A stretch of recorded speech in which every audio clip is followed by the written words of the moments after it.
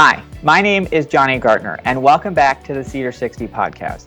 At Cedar60, our mission is to engage with culture and politics from the distinctive lens of the gospel. Today, we are excited to have Dr. Rick Melson join us on the podcast to discuss leadership and Christian education. Dr. Melson, thank you so much for joining us today. We really appreciate it. Well, thank you for the opportunity. Looking forward to the conversation, Johnny. Absolutely. You're a Cedarville You used to work at Cedarville. You're part of the Cedarville community. That's right. So we're excited to have you on the podcast. If you could just begin by kind of telling us a little bit about your career, what brought you through Cedarville, and where you are now. Yeah, absolutely. Well, I actually grew up in Southwest Ohio. I grew up just outside of Dayton, which isn't too far from Cedarville. I actually went to Murray State University, which is in Murray, Kentucky, Western Kentucky. I was there in the late 80s, and I actually studied music. My undergrad is in music. I felt called to ministry and actually transitioned from my undergrad to the Southern Baptist Theological Seminary, where I studied ministry and church music at the time, and Christian ministry and theology. And I went in 1992, which is a significant year because Dr. Mohler came in 1993, and I had the privilege of serving with Dr. Mohler. I actually was there from 93 with Dr. Mohler until 1998. And I had a tremendous opportunity to spend quite a bit of time with him. I served as director of admissions there at Southern, which was a great experience, and really enjoyed my time there. In fact, was highly impacted by Dr. Mohler and his leadership. And my wife actually served as Dr. Mohler's first secretary, so we were very close to the Mohlers during that time. And it was a great opportunity to learn leadership, a great opportunity to learn about administration and higher education, and of course, preparing and equipping for church ministry, which is where I served. I actually left Southern in late 98, early 99, served in local church ministry for a number of years, traveled around the country in different states. From South Carolina to Texas, we moved to Minneapolis. I served with John Piper there for a number of years as a campus pastor, and had a great experience there, helped with Bethlehem College and Seminary, which is really where my heartbeat for Christian higher education began to develop and flourish. We were out in Seattle doing some similar work, and then came back to Minneapolis. And then from that point, moved back into Christian higher education. I served at Houghton College in 2012, which is in Western New York, as vice president for advancement, and then moved to Cedarville in 2016 as vice president for advancement, and served with Dr. Thomas White there through 2021. During those 5 years, led the campaign that's now the big $125 million campaign. By God's grace, we raised almost $100 million in 2 years, and just God's kindness in that relationship and partnership with the work that we did at Cedarville, which then opened the opportunity and for me to become president at Southwest Baptist University, which is in Bolivar, Missouri, where I currently serve, and have the opportunity to lead a great institution here. You've kind of really exemplified what my next question is, and it is that leadership is really a lifetime process that, doesn't just happen overnight. It takes a long time to develop, and you never really stop learning how to lead. And leadership has been an important part of your personal journey, whether that's been in your passion to pursue higher education or just leadership in general. Could you maybe just start by explaining why leadership is so important, not just as Christians, but also just in general? Yeah, absolutely. Well, it's leadership's a relationship between leaders and followers. And organizations, any kind of organizations, businesses, churches, institutions, hospitals, everyone needs leaders, but we need good leaders, and we need equipped leaders, leaders that have the competencies and the character and the commitment and the chemistry for every organization to help that organization thrive. Leadership ultimately begins with leading yourself. I mean, when we talk about some of the characteristics of leadership, it's really rooted in first leading ourselves. That gives us the opportunity to lead others, that then gives us the opportunity to lead organizations. And, not everyone's called to leadership. I think that's important, although I do believe that anyone can become a leader. There's always been the big question, are leaders born or are leaders made? And I firmly believe leaders can be made. Now, we ought to be born to be leaders. Many of us are born with certain traits that are helpful in leadership. But the reality is, to become a leader that actually has a positive impact on an organization, that has an enduring impact to help that organization flourish, and that does common good in our communities and in our world, those leaders have to be developed and equipped and prepared to be able to do that. And you do that from experience. You do that from learning from others. You do that from delving into what leadership qualities are, focusing on leadership development and growing as a leader yourself. And all leaders can, anyone who's in leadership position, in one sense, has been made from the sense of their environment and their experience, their training, their equipping, that have led them and brought them to where they are. You know, when I first was called as a president, really in 2007, and started that journey, I began to meet with other university presidents. This is what I felt called to and dreaming about from a vocational standpoint, a calling that I really believe comes from God for my life. And that training and equipping is so essential, because that sets you up ultimately to be able to help an institution or an organization or a business or a church flourish. This is another perfect segue into my next question, but as I was preparing for this interview, I ran across your inaugural address at Southwest Baptist, and you said something that I thought was really pretty perfect for kind of this conversation. You said, "We're making world changers at SBU, and we will stand unapologetically for our biblical convictions as a Christ-centered transformational institution." How does leadership from that perspective not only impact the work of the church, but the impact of work at Christian education institutions of higher learning like Cedarville, like SBU? Absolutely. Yeah. And very much sister institutions.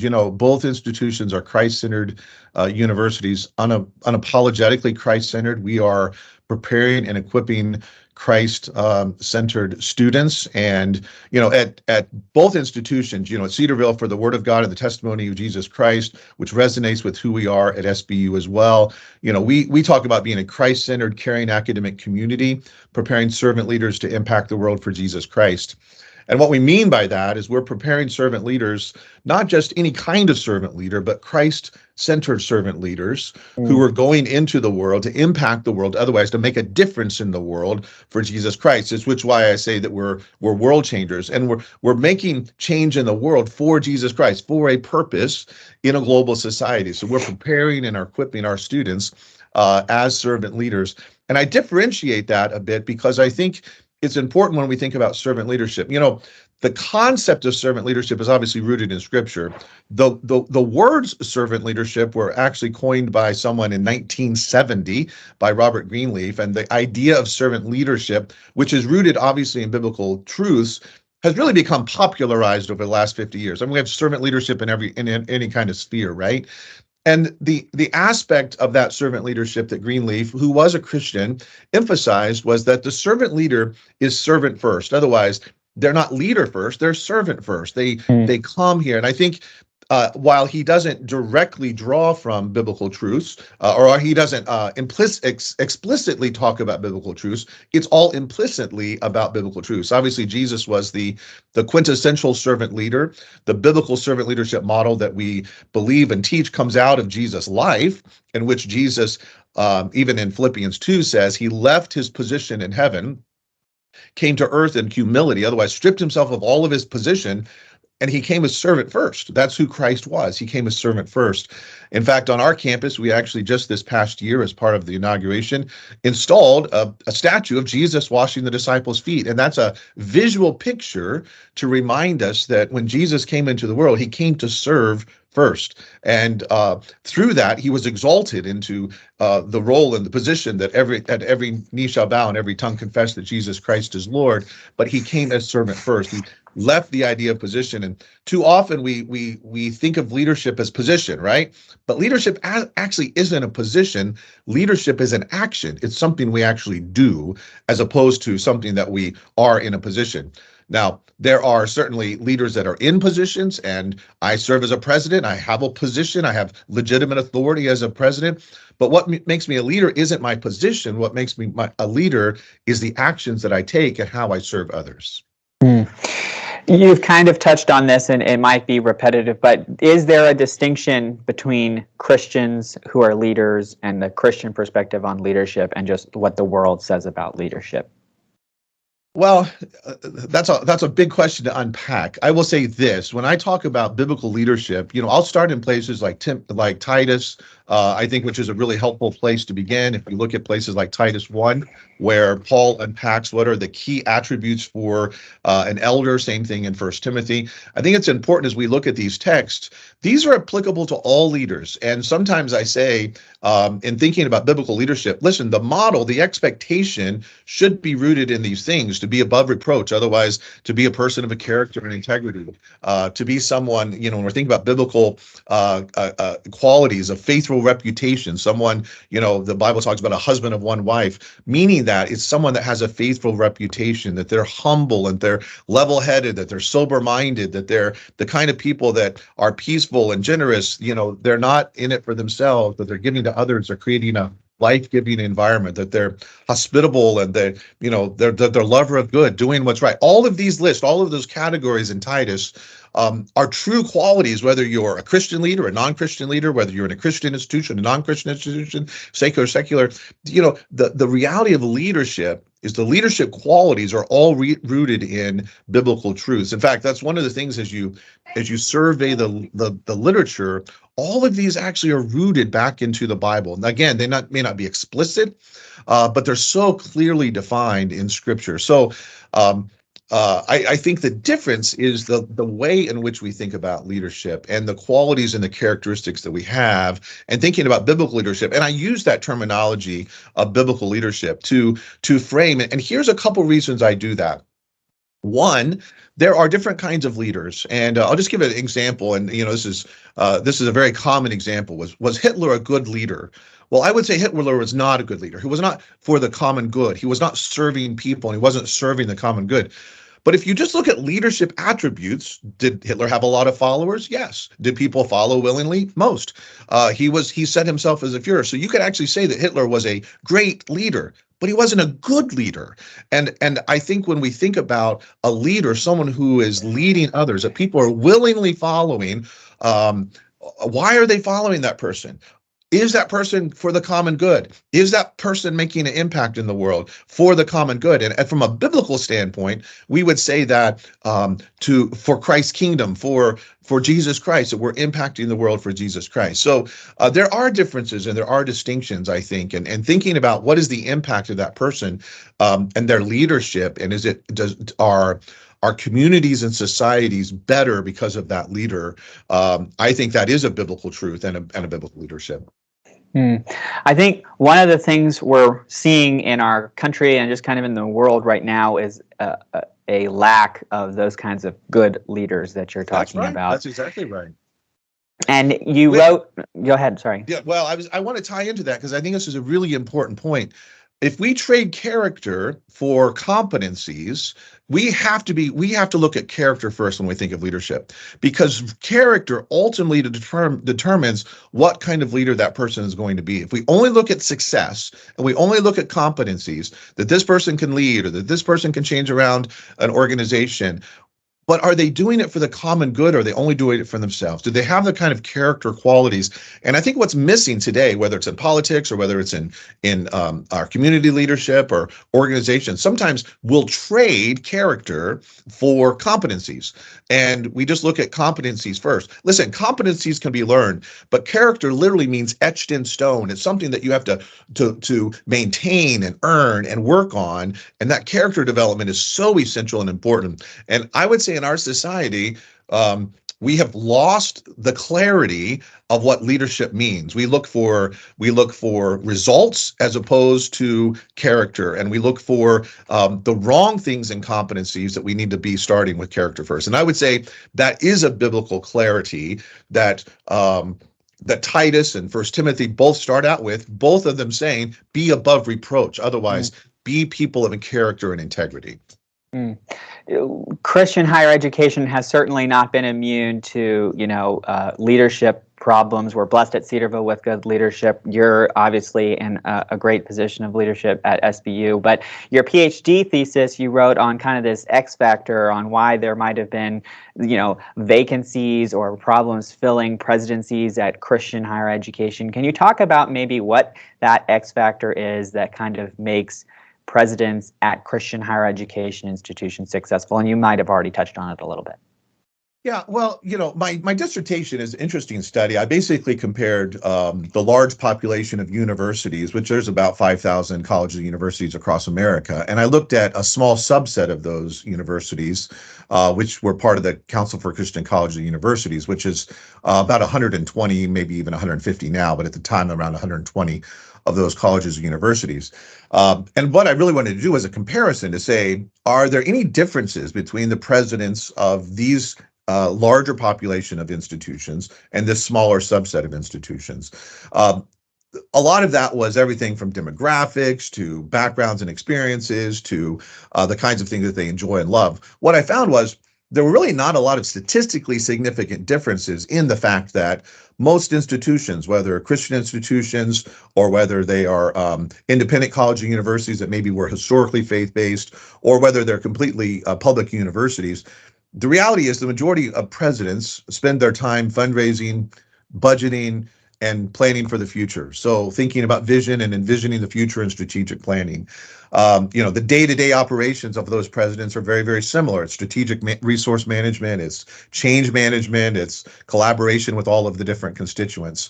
Where I started that research, and I used the research for the American Council of Education every 5 years, they actually survey presidents, and about half of those presidents participate in that survey. So it gives you a very large population to study from. And I was able to isolate through the American Council of Education that subset of presidents. Now, I didn't look at things like, because it wasn't included in the research, I didn't look at things like the character competencies and qualities that we're talking about right now. We talked more about what do presidents do? So I was looking at the X factors of what presidents do, not necessarily who they are. But one of the quotes, I have to read this quote because I think it's so, if we have time for it, I think it's an important quote that I absolutely love. This was written by the person who developed the California university system back like in the 60s. And this is what he said. He said, the university president in the United States is expected to be a friend of the students, a colleague of the faculty, a good fellow with the alumni, a sound administrator with the trustees, a good speaker with the public, an astute bargainer with the foundations and federal agencies, a politician with the state legislator, a friend of the industry, labor, and agriculture, a persuasive diplomat of the donors, a champion of general education, a supporter of the professions, particularly law and medicine, a spokesperson of the press, a scholar in his own right, a public servant to the state and the national levels, a devotee of opera and football equally, a decent human being, a good father and husband, an active member of the church, and above all, he must enjoy traveling in airplanes, eating meals in public, attending public ceremonies. And then he goes on to say, no one can be all of these things, and some succeed at being none.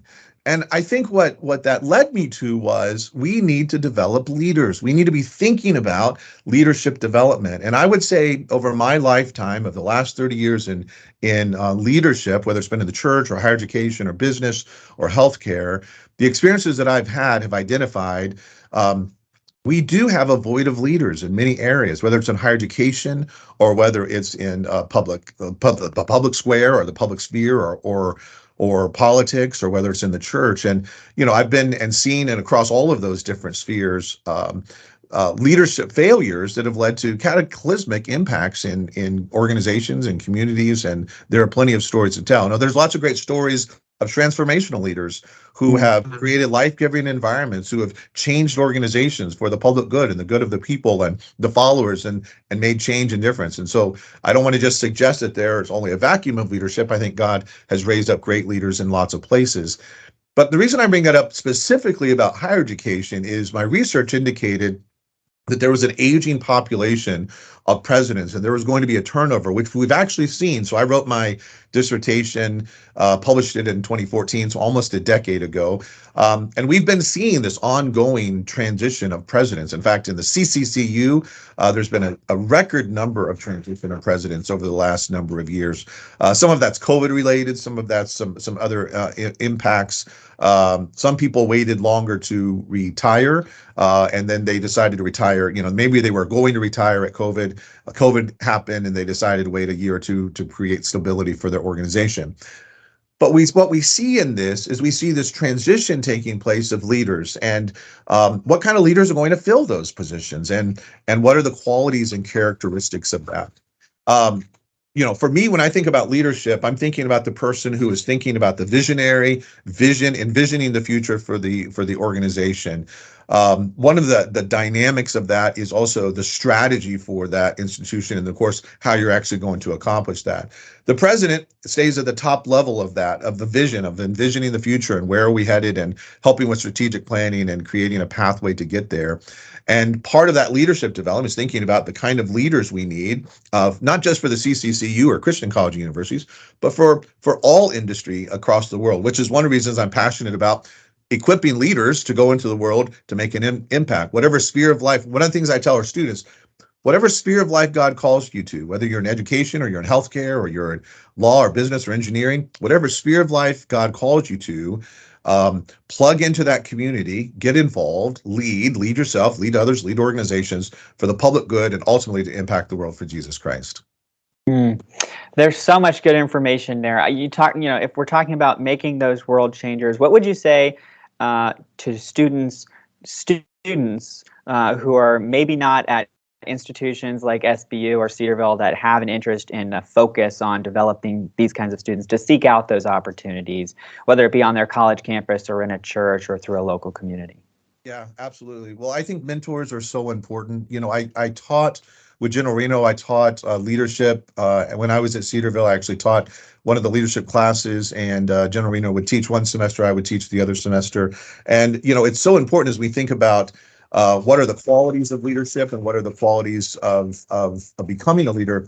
But at the end of the day, we really need to have leadership development opportunities. And part of that is not just in the classroom, but part of that's experientially. So one of the things I would argue that the leader that I am today is framed and made up because all of the mentors that I've had for the past 30 years. So, I mentioned people like Dr. Moeller. I had, my first 5 years of my career were shaped by what I consider to be an excellent leader, someone that's a good leader, a great leader, someone that helped impact my life to change an organization for the good and to impact the world for Christ. And having that experience to be mentored by someone over the last 30 years, I constantly sought that out. When I was at Cedarville, I had the privilege and the opportunity to mentor almost all of the SGA presidents while I was there, to mentor a lot of students. Engaging in that kind of mentoring, I think, is essential because, one, it's helping us reproduce ourselves, but it's also, as people have poured into us, it gives us opportunity to pour into others.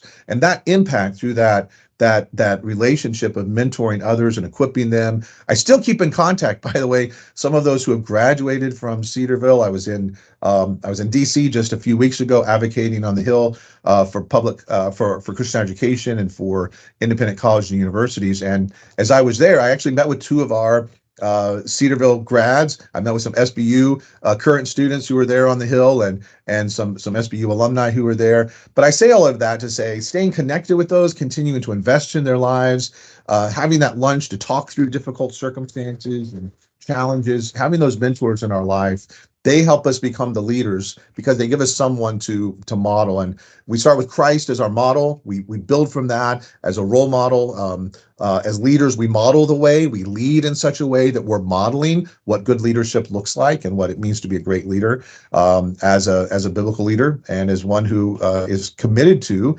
serving the interest of others.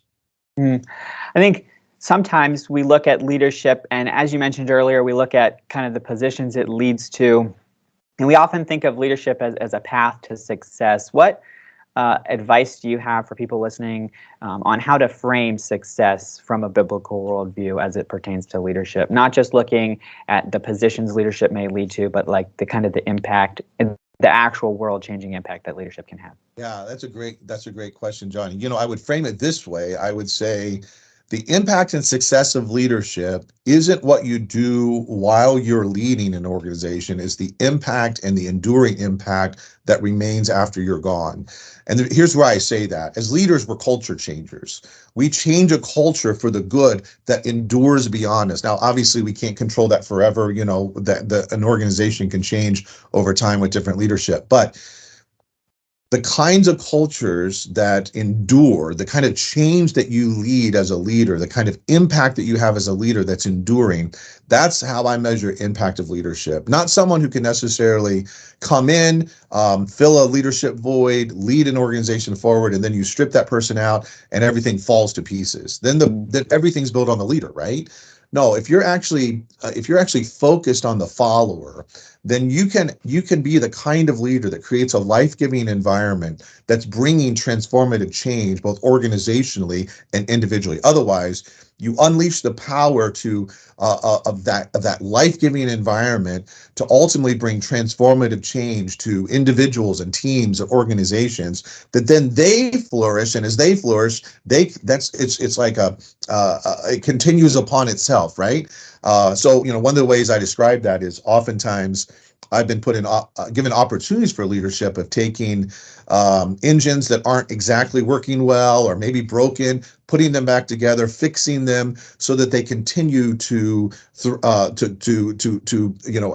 continue on beyond the time that I'm there. Where it just at that point you're just adding gas to the engine and it continues to go, and creating that environment. And I call it a life-giving environment. I think for me, that's a secret ingredient of what it means to create a culture that where followers not only want to be there, but their lives are being transformed, but they're also being empowered and encouraged and set on a trajectory to become the best leaders they can be. This has been a really wonderful conversation, Dr. Melson. I think the last question I'd ask you, apart from the Bible, what books or resources or preachers or spokespeople do you advise people to listen and to read from and learn from, to kind of gain not just that practical experience, but really that character development knowledge necessary for good leadership? Yeah, absolutely. I mean, there's so many good books. I'll just mention a few. You can see all the books behind me. Many of these are leadership books. Many of these are books on different aspects of leadership and everything from Christian education and ministry and servant leadership, all different types of books. But a couple books that I'll mention that I think are really, really helpful. One is called The Leadership Challenge. It's by Kouzes and Posner. And in that book, they identified 5 practices of exemplary leadership, which are model the way, inspire a shared vision, challenge the process, encourage others to act, and enable others to act and encourage the heart. Those 5 practices, I think, really sum up in many ways, but and Kouzes and Posner's also have a similar biblical worldview that we have, and Christians as well. But out of that, the idea of modeling the way, inspiring a shared vision, challenging the process, ability to enable others to act and encourage the heart. Those 5 practices, in a lot of ways, are rooted in many of the other books that are found. So I think that book's a really helpful one. There's lots of great books, like John Maxwell has a book called The 21 Irrefutable Laws of Leadership I find very helpful. Dr. Moeller has a book called The Conviction to Lead, which I think is really helpful. I love Peter Drucker. Peter Drucker, in his work, he talks about management. It was the buzzword of the day. In a lot of ways, a lot of what Peter Drucker talks about is actually leadership. But there's like a book called The Effective Executive by Peter Drucker, I think I find really helpful. There's, depending upon what sector or what sphere, I mean, there's a dozen books that I could recommend in lots of different areas. But I think those help frame, some key things that I think are really, really helpful for us. Oswald Sanders has Spiritual Leadership, which I think is an excellent book. It's one that's been on many, many bookshelves for many, many years, and I think is really valuable in that sense. So I think those would be kind of maybe my top 5 as far as recommendations. Well, Dr. Melson, thank you so much for coming on. As is the tradition on our podcast, we give our guests the last 60 seconds to share anything that may be on their heart or that they didn't get to address over the last couple minutes we've been chatting. So the last 60 seconds are yours. Yeah, well, I think first of all, I want to thank you. It's a privilege and opportunity to lead. And I think as a leader, I'm reminded that of every day. I don't do this on my own power or my own abilities. In fact, every morning when I get up, I said, God, I can't do this on my own. I need you. I need the empowerment of the Spirit to do the work that I do here. So, I pray every day for God's favor, for wisdom and discernment. Those are things that when we don't have wisdom, God says, ask for wisdom. God gives us wisdom. I think as leaders, we need wisdom and discernment. I pray for God's favor. I think that's important. But the most important thing is that anyone that has a sense that they feel called to lead, they can learn to become a leader. They can develop the character qualities, the attributes of leadership. And I'll leave it on this one. And this is a great Missouri quote here from Truman. Not all leaders not all readers are leaders, but all leaders are readers. So I would just encourage on that. I'm looking behind you. There's lots of books. You're looking behind me. There's lots of books. And it's not that we just that we just learn things for knowledge's sake. We learn them so we can apply them and so we can make an impact in the world for Jesus Christ. Well, Dr. Melson, thank you so much for joining us. That's wonderful advice. We really appreciate the opportunity to have you on. Absolutely. Thanks for the invitation, Johnny. Of course. Thank you so much for listening to this week's episode of the Cedar60 Podcast. We hope you'll join us next time as we continue to engage with culture and politics from the distinctive lens of the gospel. Make sure to like and subscribe to this podcast on all major platforms, and don't forget to share it with your friends and family. We hope you'll join us next time. Thanks so much.